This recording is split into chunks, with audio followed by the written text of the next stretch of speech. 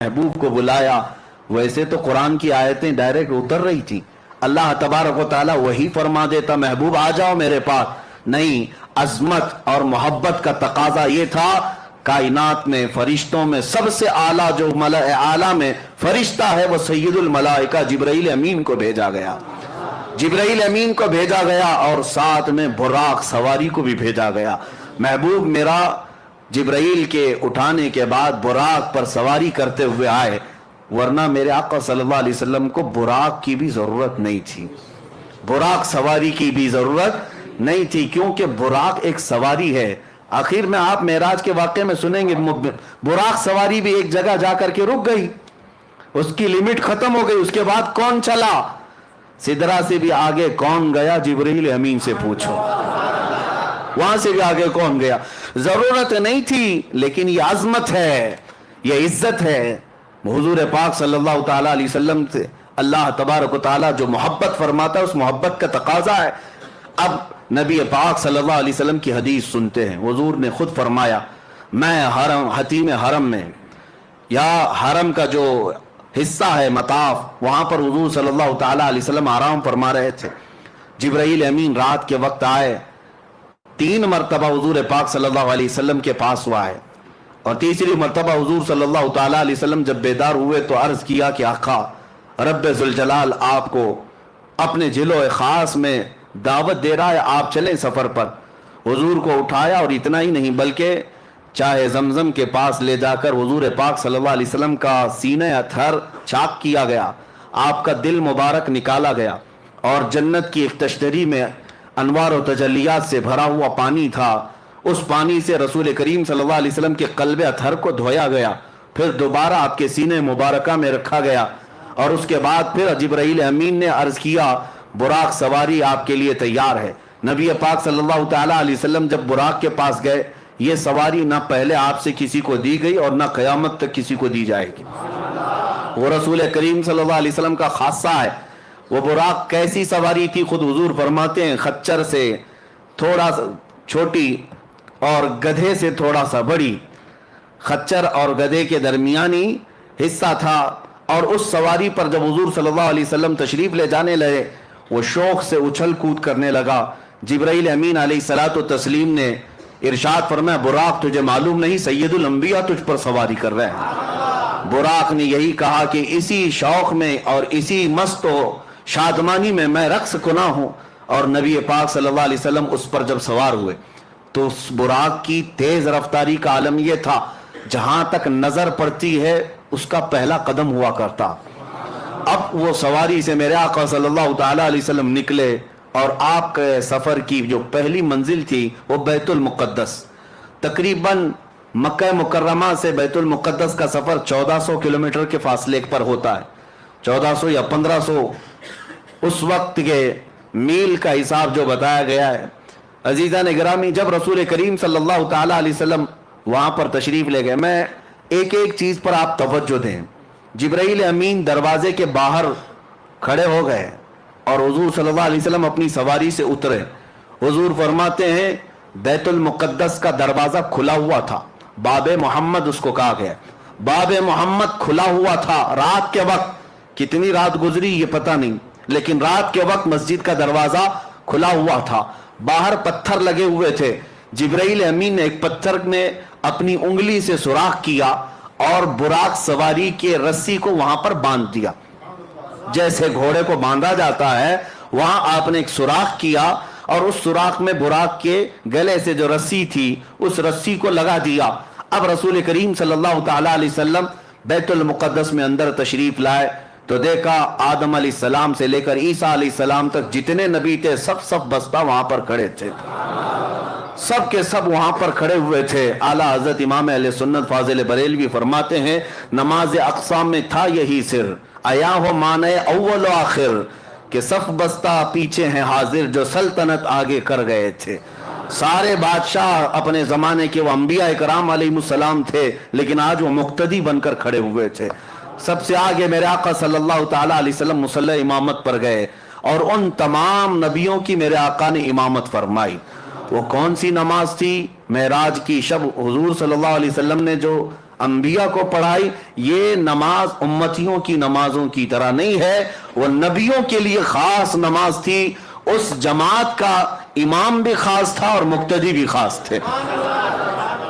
اس نماز کے بعد ایسا ہی نہیں ہے کہ نماز ہو گئی, بلکہ اولو العزم جتنے انبیاء کرام مرسلین اعظام تھے, ان سب نے حضور صلی اللہ تعالی علیہ وسلم کی تعریف میں قصیدے سنائے. حضرت ابراہیم علیہ السلام نے میرے آقا صلی اللہ علیہ وسلم کی تعریف سنائی, حضرت موسیٰ علیہ السلام نے تعریف سنائی, حضرت اسماعیل علیہ السلام نے تعریف سنائی. یعنی یہ بھی آپ دیکھیں, محفل مصطفیٰ جب لگی ہوتی ہے, پہلے جو ہم نعتیں پڑھتے ہیں یا سنتے ہیں, یہ انبیاء کی سنتیں ہیں, انبیاء کرام کی سنتیں ہیں. حضور صلی اللہ تعالیٰ علیہ وسلم کے قصیدے سنائے. پھر نبی پاک صلی اللہ تعالیٰ علیہ وسلم بیت المقدس سے نکلتے ہیں. یہ سفر میں پورے معراج کے سفر کو 3 مرحلوں میں بتاتا ہوں. 3 مرحلے, 3 سٹیپ. پہلا مرحلہ مسجد حرم سے بیت المقدس تک, اور دوسرا مرحلہ یہاں سے شروع ہوتا ہے اب آسمانوں کا. یہاں سے نبی پاک صلی اللہ تعالیٰ علیہ وسلم آسمانوں کی طرف نکلے. اب آسمانوں کا سفر, پہلے آسمان پر گئے, دروازہ ہے آسمان میں, جبرائیل امین نے دروازے کھولنے کا حکم دیا. دربان نے پوچھا کون ہے, کہا محمد عربی صلی اللہ تعالیٰ علیہ وسلم آئے ہوئے ہیں. دروازہ کھول دیا گیا. پہلے آسمان پر جب گئے, وہاں حضرت آدم علیہ السلام سے میرے آقا کی ملاقات ہوئی. وہاں پر ملاقات کے بعد دوسرے آسمان پر حضور صلی اللہ علیہ وسلم تشریف لے گئے. یہ ایسا نہ سمجھے کہ ایک گیٹ سے دوسرے گیٹ جا رہے ہیں. ایک آسمان سے دوسرے آسمان کا سفر رسول کریم صلی اللہ علیہ وسلم کی احادیث کی روشنی میں 500 سال کی مسافت کا ہے, 500 سال کی مسافت کا. اور وہ میرے آقا صلی اللہ تعالیٰ علیہ وسلم دم زدن میں طے کرتے چلے گئے. یہ کیسے ہوا اور کیسے ممکن ہو سکتا ہے, اس پر ہم بعد میں بحث کرتے ہیں. دوسرے آسمان پر جب نبی پاک صلی اللہ علیہ وسلم تشریف لے گئے, وہاں پر بھی دروازہ کھولا گیا. دوسرے آسمان پر عیسیٰ علیہ السلام اور یحییٰ علیہ السلام سے ملاقات ہوئی. تیسرے آسمان پر گئے رسول کریم صلی اللہ تعالیٰ علیہ وسلم, وہاں حضرت یوسف علیہ السلام سے ملاقات ہوئی.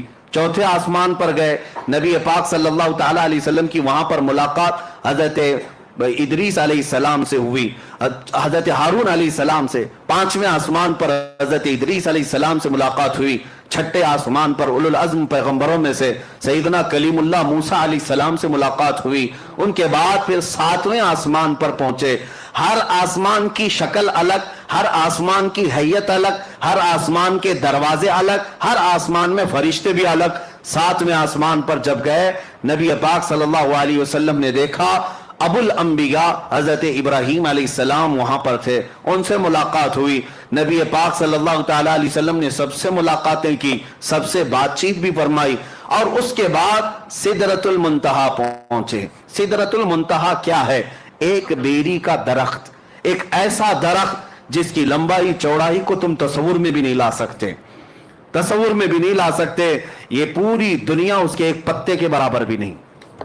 پوری دنیا اس درخت کے پتے کے برابر نہیں. سدرۃ المنتہا وہ ایک جھاڑی ہے جس کے ارد گرد اللہ کے تمام فرشتے ہیں. سدرۃ المنتہا یہ جبرائیل امین علیہ الصلوۃ والتسلیم کا آخری مقام ہے. وہاں پہنچنے کے بعد اب جتنے فرشتے اللہ تعالیٰ کے ہیں سب ہجوم در ہجوم آنے لگے.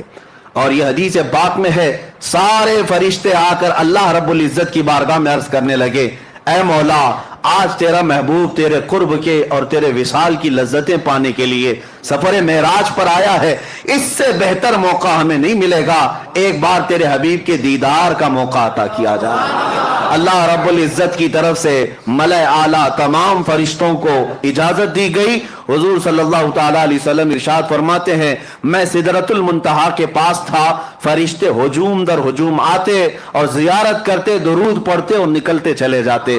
وہ کیسا سما تھا, وہ کیسا نور کا وہ ماحول تھا کہ اس لمحے, یہ کتنے لمحے گزرا, کتنا زمانہ گزرا, ہم میں سے کوئی ادراک نہیں کر سکتا, تصور نہیں کر سکتا. سدرۃ المنتہا کے سفر کے بعد یہ دوسرا مرحلہ ختم ہوا, یہ سیکنڈ سٹیپ. 3 سٹیپ میں بتا رہا ہوں. تیسرا مرحلہ سدرۃ المنتہا کے بعد براق کو بھی چھوڑ دیا گیا, جبرائیل امین بھی وہاں رک گئے, اور حضور صلی اللہ علیہ وسلم نے ان سے کہا کہ چلو جبرائیل آگے.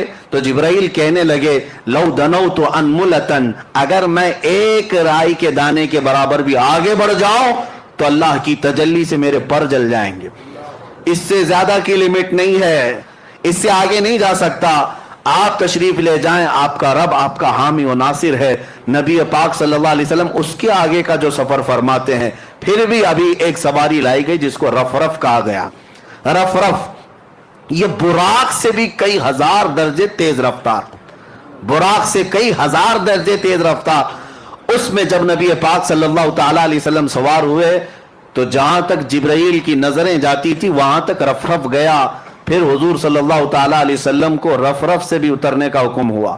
رفرف سے جب آپ صلی اللہ علیہ وسلم اتر آئے تو اس سواری کو بھی چھوڑ دیا گیا. اب حکم ہوا کہ اب محبوب اکیلے جائیں، اس سے آگے اب کسی کا سفر نہیں ہے، اب آپ اکیلے جائیں. اب جس جگہ میرے آقا صلی اللہ علیہ وسلم گئے اس کو کہتے ہیں لا مکان. اس کو کیا کہتے ہیں؟ لا مکان. لا مکان کا مطلب ہوتا ہے مکان ہے ہی نہیں، جگہ ہے ہی نہیں. کیا بولو گے اس کو؟ اس کا نام کیا ہے؟ اس کا نام کیا؟ اچھا، اور دوسری بات وہ کہاں ہے، کیسا ہے، کدھر ہے، یہ بھی نہیں پتا. ہم یہاں ہیں تو ہمارے جہتیں ہیں، 6 جہت مشہور ہے. جہت کس کو کہتے ہیں؟ ڈائریکشنز کو. ایک سامنے، ایک پیچھے، ایک دائیں، ایک بائیں، ایک اوپر، ایک نیچے. اس کو جہت کہتے ہیں. سامنے ہونا، پیچھے ہونا، دائیں ہونا، بائیں ہونا، اوپر ہونا، نیچے ہونا، یہ جہت ہے، یہ سمت ہے. نبی پاک صلی اللہ تعالی علیہ وسلم جہاں تشریف لے گئے وہاں کوئی جہت ہی نہیں، کوئی جہت نہیں. وہاں سامنے بھی نہیں کہہ سکتے، پیچھے بھی نہیں کہہ سکتے، دائیں بھی نہیں، بائیں بھی نہیں، اوپر بھی نہیں، نیچے بھی نہیں. یہ صرف مکان میں ہوتا ہے، لا مکان میں نہیں ہوتا. لا مکان میں جہتیں نہیں ہوتی. اسی کو اعلیٰ حضرت فرماتے ہیں خیرت سے کہہ دو کہ سر جھکا لے. خیرت کہتے ہیں عقل کو، عقل کے گھوڑے دوڑانے والوں، خیرت سے کہہ دو کہ سر جھکا لے. یہاں جہت کو پڑے ہیں لالے، یعنی جہت جو ہے سمت ان کو خود ہی نہیں معلوم. اعلیٰ حضرت فرماتے ہیں یہاں جہت کو پڑے ہیں لالے، کسے بتائیں کدھر گئے تھے. نبی پاک صلی اللہ تعالی علیہ وسلم کدھر گئے تھے کون بتائے؟ ادھر گئے تھے کہ ادھر گئے تھے، ادھر گئے تھے کہ ادھر گئے تھے. اعلیٰ حضرت فرماتے ہیں ادھر ادھر بھی مکان میں ہے، لا مکان میں ہے ہی نہیں. لا مکان میں ادھر ادھر بھی نہیں، یہاں وہاں بھی نہیں، بلکہ وہ لا مکان ہے.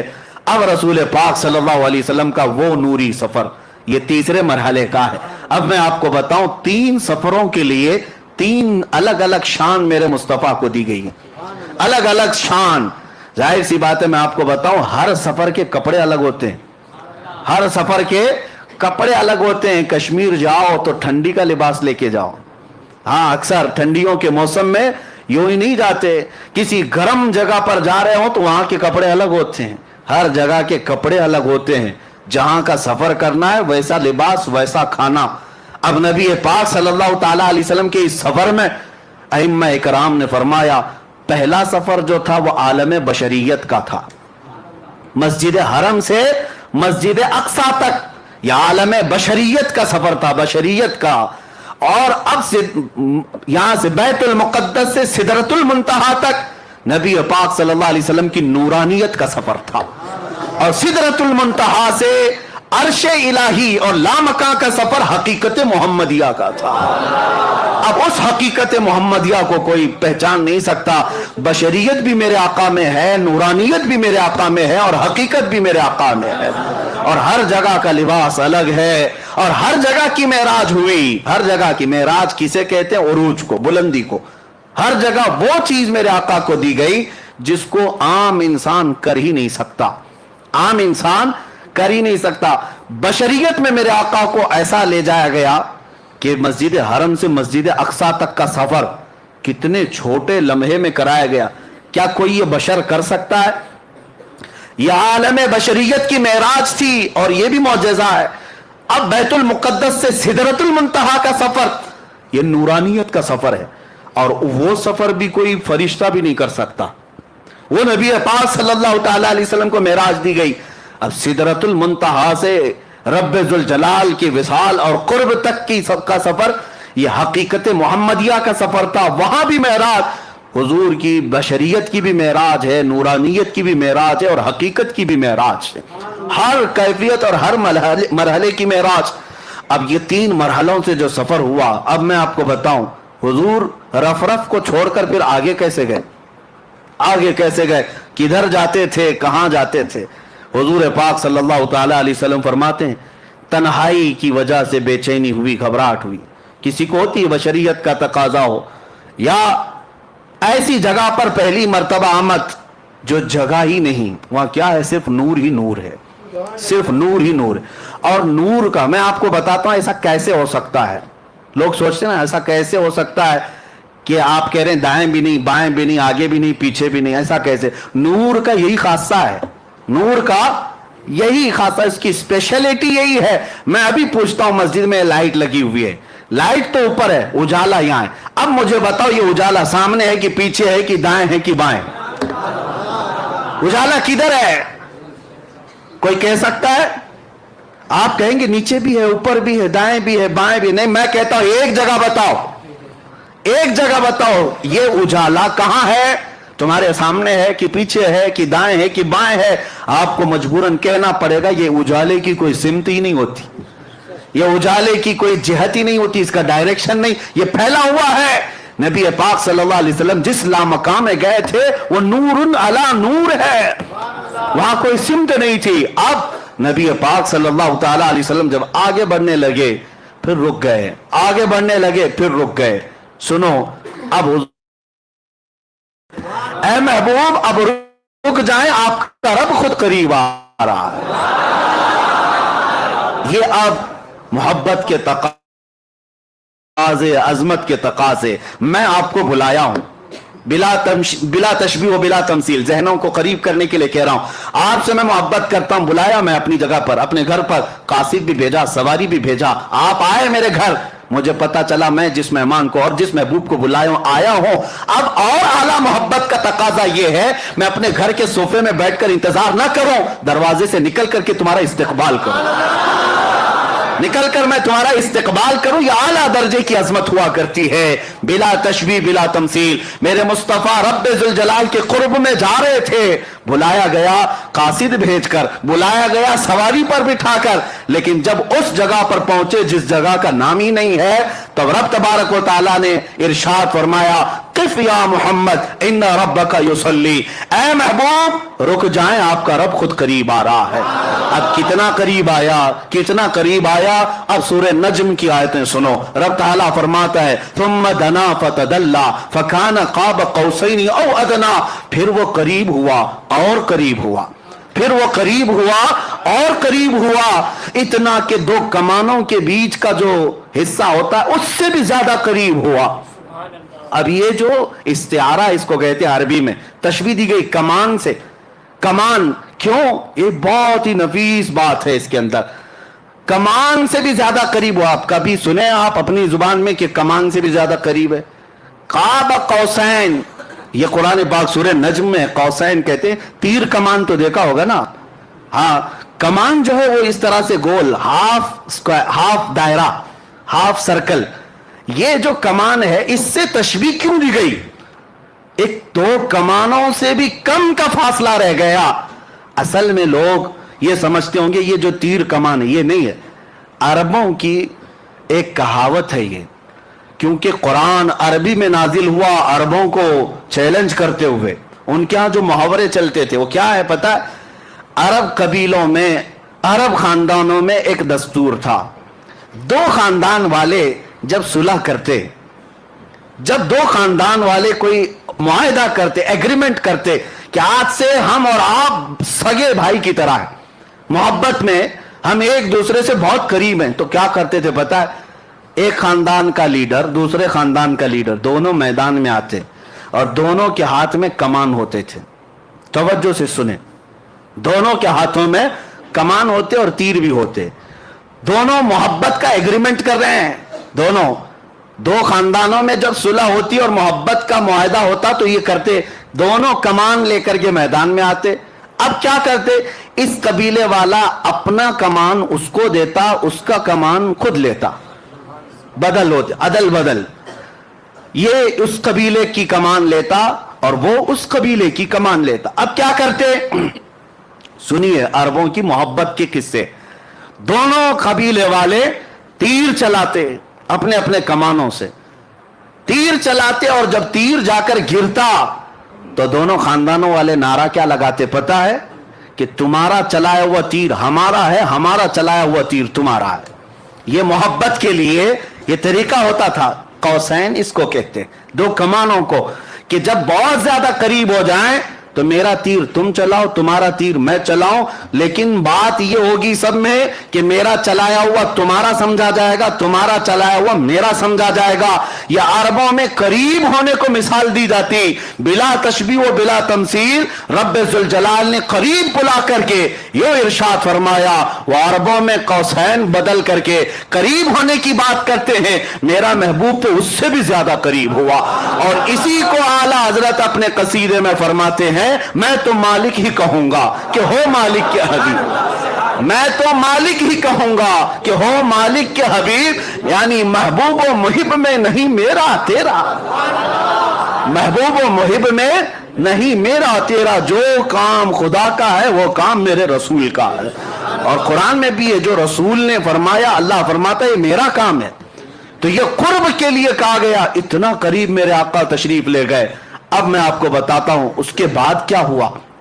उसके बाद क्या हुआ, वहां पर रब्बे जुल जलाल को महबूब रब ने, हुजूर पाक सल्लल्लाहु ताला अलैहि वसल्लम ने अपने जाहिरी आंखों से देखा, सिर्फ तजल्ली को नहीं, पूरी जाते इलाही को देखा। अब यहां पर जो एतराज है, कुरान पाक में ला तुदरिकुहुल अबसार, उसको कोई आंख देख नहीं सकती, उसको कोई आंख देख नहीं सकती। ये आयत पढ़ करके बाज लोग ये कहते हैं ये हो ही नहीं सकता, हुजूर कैसे देख सकते हैं? लेकिन मैं उनसे कहता हूं, उस आयत में अल्लाह ने ये नहीं फरमाया कि मैं अता करूं तो भी नहीं देख सकता, ये तो नहीं फरमाया। कोई आंख नहीं देख सकती, यकीन है, लेकिन वो खुद किसी को ताकत दे दे तो मुमकिन है मौला करीम। अब मैं आपको उसी बहस की तरफ ले जाऊंगा। पहले इस मेराज के वाक़े को कंप्लीट करते हैं, क्योंकि ये हमारा दस्तूर है, पूरा आप सुन ले। करीब इतना हुए, अब उसके बाद कितनी देर रहे, क्या बातें हुई, ये महबूब व मुहिब के राज हैं। फ़अौहा इला अब्दिही मा औहा, कुरान में यह है कि अल्लाह ने अपने हबीब पर वही की जो वही की, खुद रब ताला नहीं बताया। कुरान में हर चीज बताई गई है, लेकिन वहां अपने हबीब को क्या बातें की, अल्लाह फरमाता है फ़अौहा इला अब्दिही मा औहा, अपने बंदे खास से जो बातें करनी थी कर लिया, रब हो गई बातें। अब उसके बाद रसूल पाक सल्लल्लाहु अलैहि वसल्लम इरशाद फरमाते, अल्लाह अज़्ज़ा वजल ने अपने दस्ते कुदरत को मेरे सीने पर रखा, जिसकी ठंडक मैंने अपने दिल में महसूस की, और उसके बाद मैंने जमीन और आसमान की हर छुपी हुई चीज को देख लिया, हर शय मेरे सामने आया हो गई। फिर आला हज़रत इसी को फरमाते, या रसूल अल्लाह, सरे अर्श पर है तेरी गुजर, दिरे फर्श पर है तेरी नजर, मलकूत मुल्क में नहीं कोई शय वो जो तुझ पे आया नहीं, और कोई गैब क्या तुमसे नेहा हो भला, जब न खुदा ही छुपा। सबसे आला दुनिया में कोई चीज आपको लगती हो तो आप अपने अपने हिसाब से अकल से सोचते होंगे आसमान सबसे बुलंद है, फलां उससे, लेकिन पूरी कायनात को बनाने वाला रब्बुल आलमीन है। उस रब्बुल आलमीन को जब रसूल पाक ने अपनी आंखों से देख लिया, खुदा देख लिया, तो फिर खुदाई क्या रह गई? खुदा को देख लिया तो फिर खुदाई कोई चीज बाकी ना रही, सब देख लिया मेरे आका सल्लल्लाहु अलैहि वसल्लम ने। अब रब्बुल आलमीन के जिलुए खास से जब आना था तब वापस हुए, और कितने साल थे, कब आए, ये नूरी सफर है, इसमें कोई बता नहीं सकता। वापस जब मेरे आका सल्लल्लाहु ताला अलैहि वसल्लम तशरीफ लाए तो आपको पता है छठे आसमान पर हजरत मूसा अलैहिस्सलाम से मुलाकात हुई। अब यहां पर भी देखें मेहमान के तकाजे क्या क्या होते हैं। फिर मैं आता हूं हमारी जिंदगियों के मामला, फिर मैं यही कहूंगा बिला तशबीह बिला तमसील, आपसे मोहब्बत करता हूं, बुलाना चाहता हूं, कासिद भेजा, सवारी भेजा, आप आए, घर से निकल करके मैं आया, इस्तकबाल किया, आप आ भी गए, बैठ भी गए, मोहब्बत की बातें भी हुई, जाने लगे। मोहब्बत का एक और अजीम अखलाकी एतबार से अजमत की एक निशानी यह भी है कि जब महबूब जा रहा हो तो खाली हाथ ना जाए। مہمان جا رہا ہو تو خالی ہاتھ نہ جائے. محبوب آئے ہو عرش تک, محبوب آئے ہو معراج میں, جا رہے ہو تو تحفہ لے کر جاؤ. تحفہ, اب تحفہ کیا دینا چاہیے؟ میں تو یہی محسوس کروں گا بلا تشبیہ و بلا تمثیل, میں آپ کے مزاج کو دیکھ کر تحفہ دیتا ہوں. آپ آئے ہیں, آپ عطر پسند کرتے ہیں, عطر لے کے جائیے. آپ کو کپڑے پسند ہیں, کپڑے لے کر کے جائیے. آپ کو تسبیح پسند ہے, آپ وہ لے کر جائیں. ہر ایک آدمی پہلے پوچھ لیتا ہے کہ فلاں کو کیا پسند ہے. آپ اپنے گھر میں آنے کے وقت کئی لوگ پوچھتے ہیں کیا میٹھا پسند کرتے ہیں, کیا کھانا پسند کرتے ہیں. یعنی دستور زندگی کا یہ ہے, آنے والے کی پسند دیکھی جاتی ہے اور وہی چیز کھلائی بھی جاتی, وہی چیز دی بھی جاتی. لیکن کمال ہے جب رسول پاک صلی اللہ تعالیٰ علیہ وسلم کو رب تعالیٰ تحفہ دے رہا ہے تو رسول پاک کی یقیناً پسند کے مطابق ہی دیا گیا ہوگا, پسند کے مطابق ہی دیا گیا ہوگا. اب یہاں سے پتہ چلتا ہے میرے آقا کا کمال. رسول پاک صلی اللہ تعالیٰ علیہ وسلم کو سب سے زیادہ کوئی چیز پسند تھی تو ہم غریب امتی پسند تھے. حضور کی یہی کی پسند ہے, امتی امتی. اسی لیے رب ذوالجلال نے تحفہ بھی کیا دیا, محبوب یہ آپ کی امت کے لیے ہے, یہ آپ کی امت کے لیے ہے, آپ لے جائیں. نبی پاک صلی اللہ تعالیٰ علیہ وسلم کو تحفہ ان کی سب سے عزیز چیز دی گئی. اسی لیے میرے آقا نے فرمایا جعلت قرۃ عینی فی الصلاۃ, نماز میں میری آنکھوں کی ٹھنڈک ہے. دیکھو تحفہ بھی وہی دیا گیا جو رسول کو سب سے زیادہ پسند تھا اور لے کر کے تشریف لائے. تو ابھی جو آپ سن بھی رہے تھے اور اس سے قبل سنے بھی ہوں گے, موسیٰ علیہ السلام ملاقات کیے, 50 نمازیں تھیں. کہا کہ آپ کی امت اتنی نہیں پڑے گی, کم کرا کر لائیں. حضور صلی اللہ تعالیٰ علیہ وسلم واپس تشریف لے گئے, 5 کم کرائے. یہ بار بار آتے تھے, بار بار جاتے تھے, 5 کم ہوتی تھی. 9 بار حضور گئے, 9 بار حضور پاک گئے اور 9ویں بار جب واپس تشریف لائے 5 بچی رہ گئی. حضرت موسیٰ علیہ السلام اس وقت بھی کہہ رہے تھے کہ اور کم کرا لیجیے. حضور صلی اللہ تعالیٰ علیہ وسلم نے ارشاد فرمایا اب مجھے حیا آتی ہے میرے رب کے پاس اور کم کرانے کے, لیکن اللہ رب العزت نے اپنے محبوب کو سب سے زیادہ پسند تھا اور لے کر کے تشریف لائے. تو ابھی جو آپ سن بھی رہے تھے اور اس سے قبل سنے بھی ہوں گے, موسیٰ علیہ السلام ملاقات کیے, 50 نمازیں تھیں. کہا کہ آپ کی امت اتنی نہیں پڑے گی, کم کرا کر لائیں. حضور صلی اللہ تعالیٰ علیہ وسلم واپس تشریف لے گئے, 5 کم کرائے. یہ بار بار آتے تھے, بار بار جاتے تھے, 5 کم ہوتی تھی. 9 بار حضور گئے, 9 بار حضور پاک گئے اور 9ویں بار جب واپس تشریف لائے 5 بچی رہ گئی. حضرت موسیٰ علیہ السلام اس وقت بھی کہہ رہے تھے کہ اور کم کرا لیجیے. حضور صلی اللہ تعالیٰ علیہ وسلم نے ارشاد فرمایا اب مجھے حیا آتی ہے میرے رب کے پاس اور کم کرانے کے, لیکن اللہ رب العزت نے اپنے محبوب سے فرمایا جاؤ محبوب آپ اپنی امت کو یہ 5 دے دیں, لیکن اللہ ثواب 50 کا ہی عطا کرے. 5 پڑھو گے لیکن ثواب 50 کا ہی دیا جائے گا, اس میں کوئی کٹوتی نہیں کی گئی ثواب میں.